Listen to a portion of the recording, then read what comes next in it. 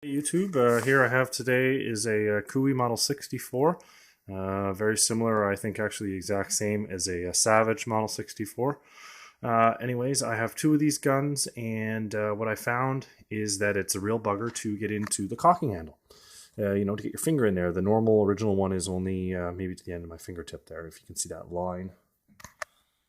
Roughly to where that line is. Anyways, so it's a little bit of difficult with the big sausage fingers to pull that back sometimes.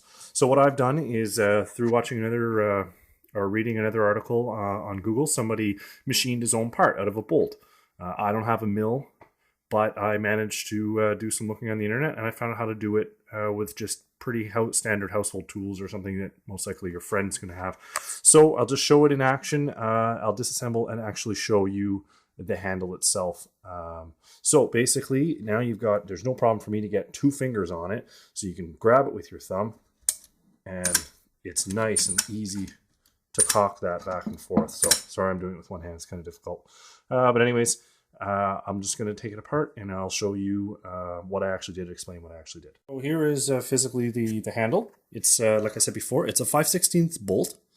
What I then did was, unless you have a 1/2 inch drill chuck, as some people don't, what I did was I used a bench grinder with a grinding wheel, and I rounded off the edge just with my fingers, worked it around and made it round. Then I was able to get it small enough that it fits in a standard drill, or I had a 1/2 inch drill chuck, fit it in there. So you put it right inside the drill, this end inside the drill, and then what you do on the other end. So I measured the original size of the handle with a caliper, a digital caliper, and it's roughly the inside diameter. Like you can kind of see, tricky with this phone, but you can kind of see the threads a little bit, just the remnants of them. You can even feel them. Not so much down there because I ground them down further. Anyway, so what you're doing is the reason you put it in the drill is so that makes your handle turn perfectly square, and then you also have your grinding wheel on your bench grinder, and that's also spinning. So what you do is you spin your drill just slowly. It doesn't have to go fast, just enough so that you're evenly rotating, because if you try and do it by hand, you get at a square. Next thing you know, you have an egg-shaped handle and it doesn't fit in the hole properly.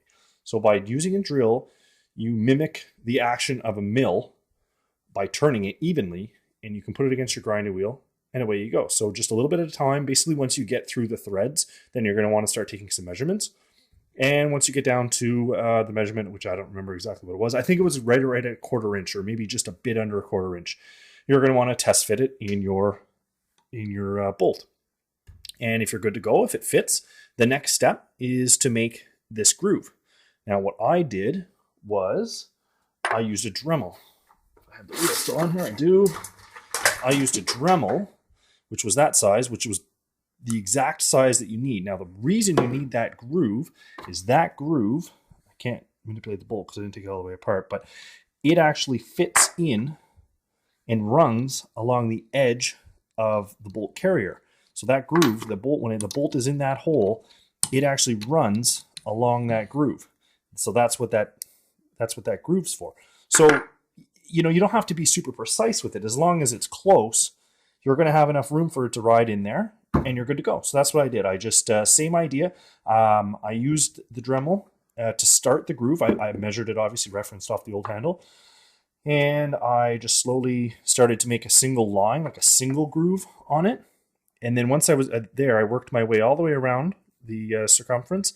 And from there, I put it in a drill. And I used the Dremel, and I spun the drill just to clean it up so that it was a little more even. Once there was a starting groove, it was able to follow it better. And that was that. Fits right in there, works like a charm, didn't cost a single penny. And that's all basic household tools that you can use. And if somebody was smart, maybe they want to start marketing these and sell them, because there's a lot of these guns out there, and I'm sure a lot of people have the same problem. Take care.